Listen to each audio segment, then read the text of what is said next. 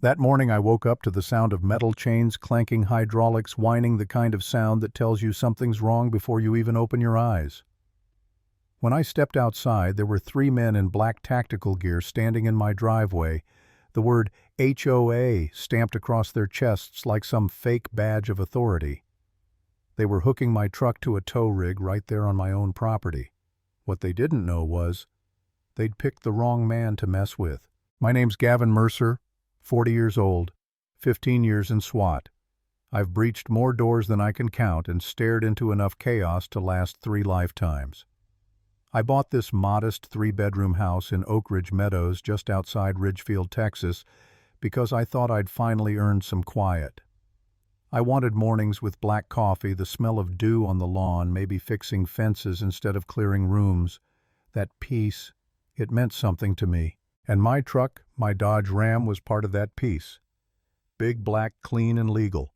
Parked right by the curb like it always was. For 2 years, not a single problem. Until one morning, a flash of yellow screamed across my windshield. A violation notice. Vehicle subject to towing within 24 hours.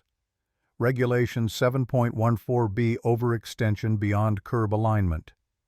I stared at it twice. My bumper maybe poked out an inch, if that. Nothing illegal, nothing close. But it wasn't the inch that pissed me off. It was the tone. That smug, assumed authority, like I was guilty by default. I didn't rip it off or throw it away.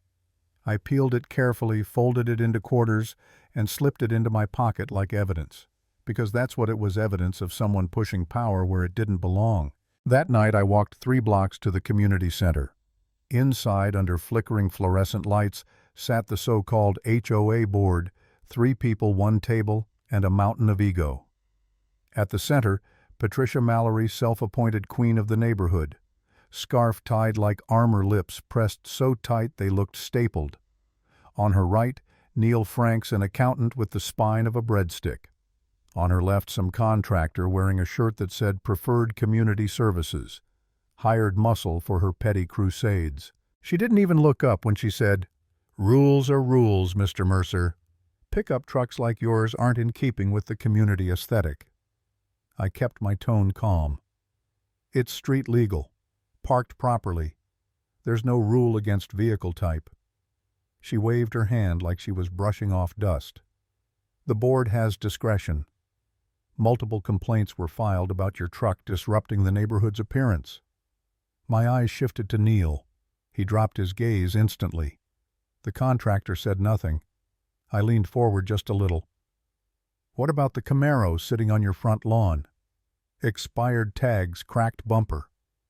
Is that part of the aesthetic? Patricia froze, jaw tightening. We're not discussing my son. That was it. That sentence flipped a switch. Rules for everyone else, exceptions for themselves. The kind of hypocrisy I'd seen 100 times before in uniform. I didn't argue, I just walked out. Because when I go quiet, really quiet, it means I'm done talking and I've started planning. 2 days later, just after sunrise, I heard the sound that ripped me from sleep. Chains again. Hydraulics again. I looked through the window and saw a tow truck angled across my driveway. The hook was already under my truck's rear axle. 3 men in tactical gear stood around it, AHOA printed across their chests in bold white letters.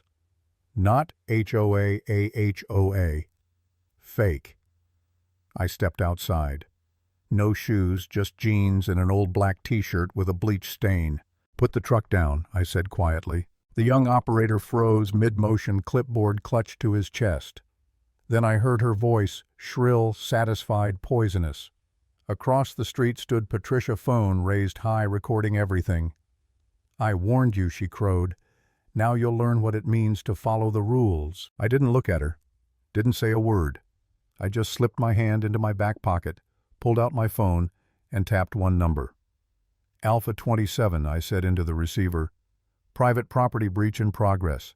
Civil escalation likely. My residence.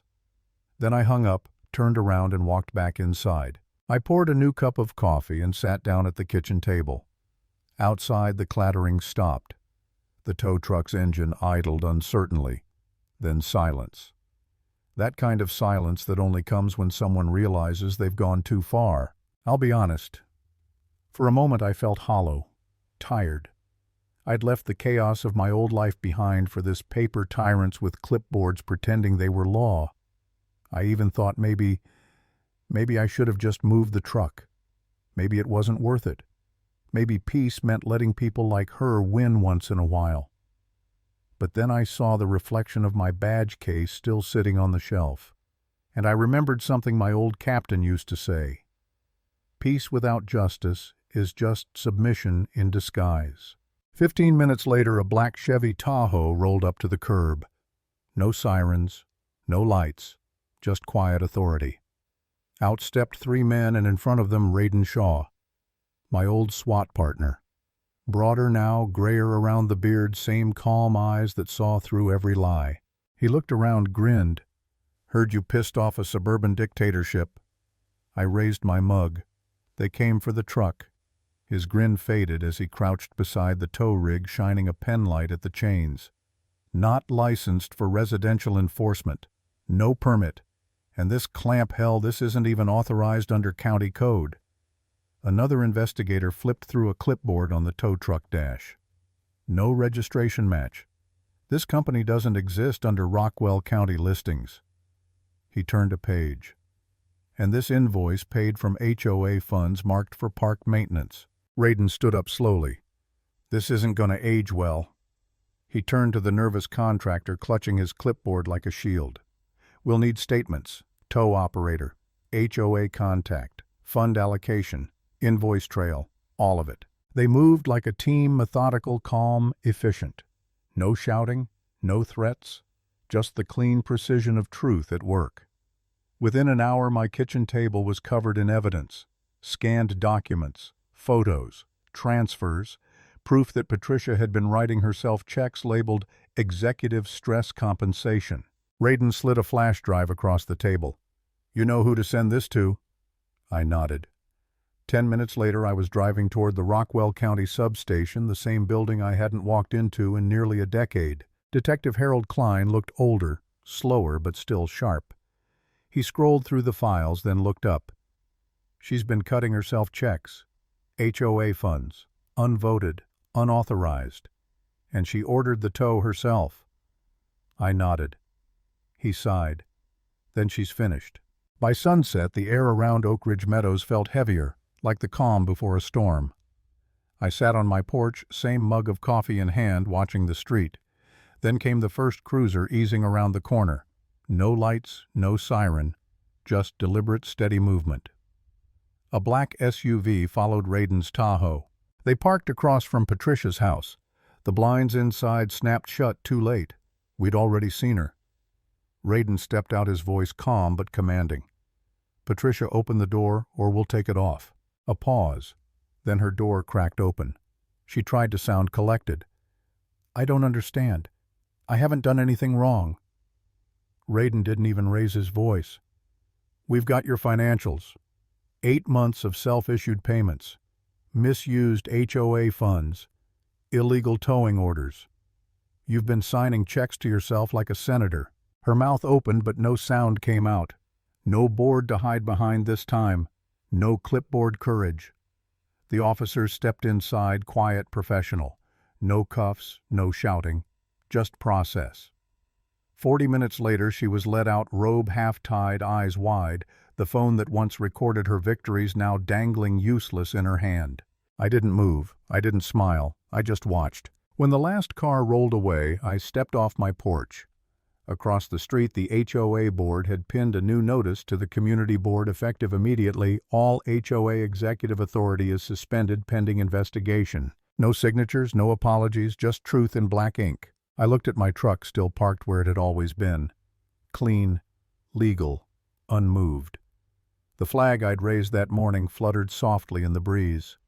I took a long breath, sipped the last of my coffee, and felt the kind of silence that doesn't need noise to prove its point. Because real justice doesn't shout, it just waits, and then it stands its ground.